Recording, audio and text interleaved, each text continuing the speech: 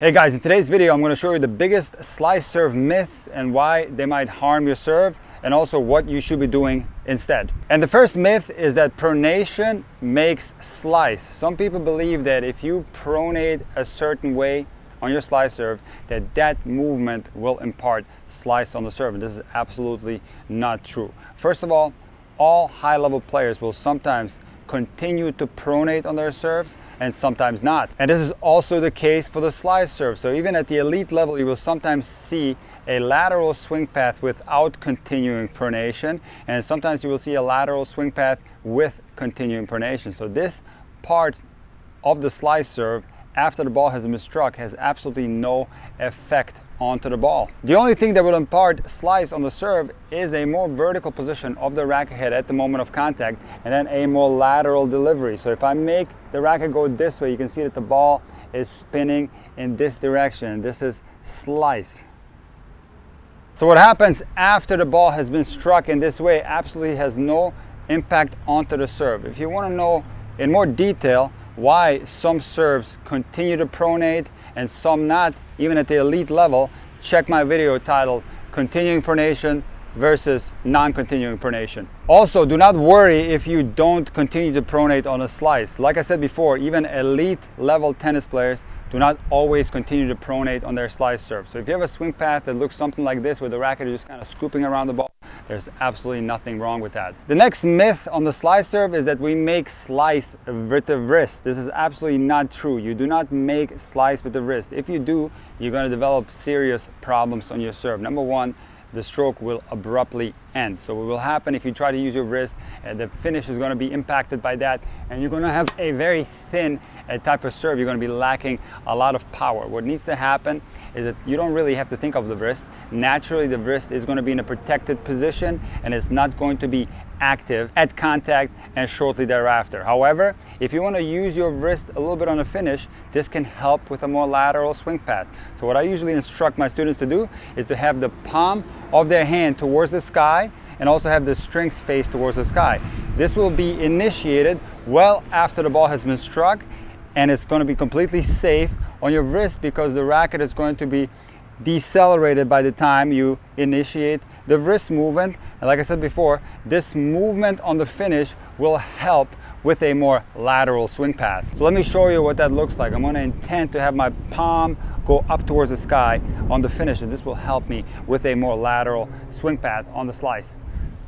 You can see there, I bent my wrist afterwards. It was absolutely fine at the moment of contact. My muscle memory did not allow me to do anything wristy up here because that would be dangerous, could possibly cause some injury. So this part of the serve occurred without any wrist movement, and then when I regained consciousness of my racket, I started using my wrist a little bit, would help me with a more lateral swing path, therefore imparting more slice on my serve. The next myth is that you should be serving with an Eastern backhand grip to get more slice. This is not something that I recommend to my students. I always recommend the continental grip for all serves, and here's the reason why. When players switch to the Eastern backhand grip on a slice, the danger of framing the ball or hitting the ball too thin is much greater. So let me try it out. I'm going to go in an Eastern backhand grip and let's see what happens to the slice serve. Try a couple more.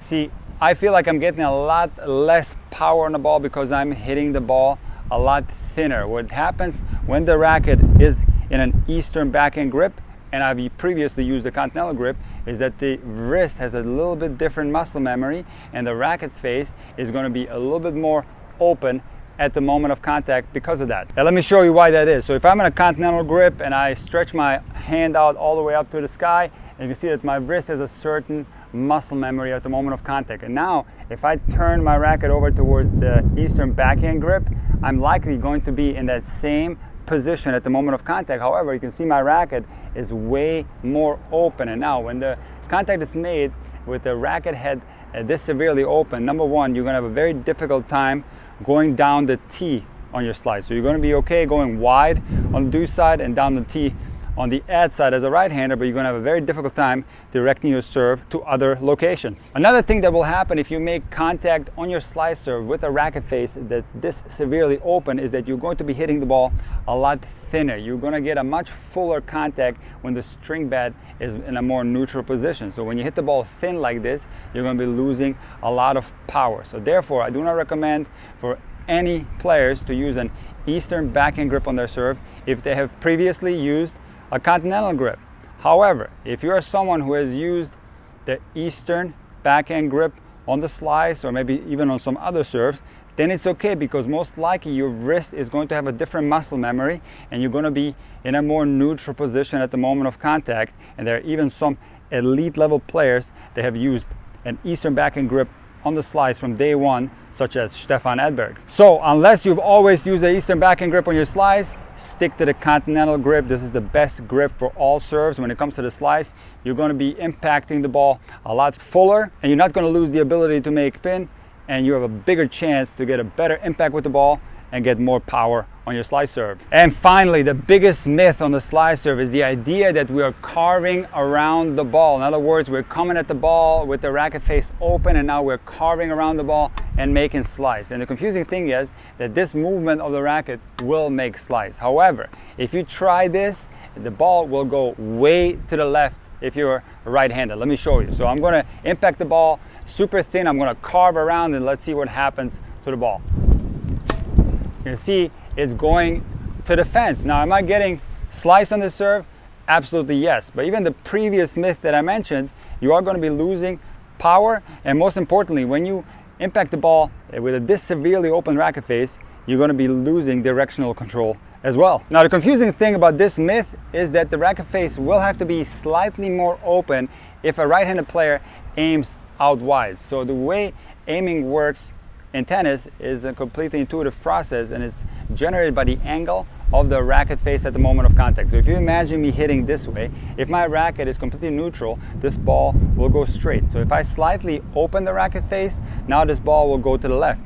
And this is the case for the slice serve that's directed out wide. Yes, absolutely, the racket face will be more open compared to a serve that's directed down the tee, but the angle that we're talking about is minimal. It is maybe a centimeter difference. This is an intuitive process that doesn't need to be adjusted. Most of the time when players start to tinker with the angle of the racket face at contact, they open the racket face way too much, and now they have very little chance to get that ball inside the singles line. They're going to spray a lot of balls wide because of that.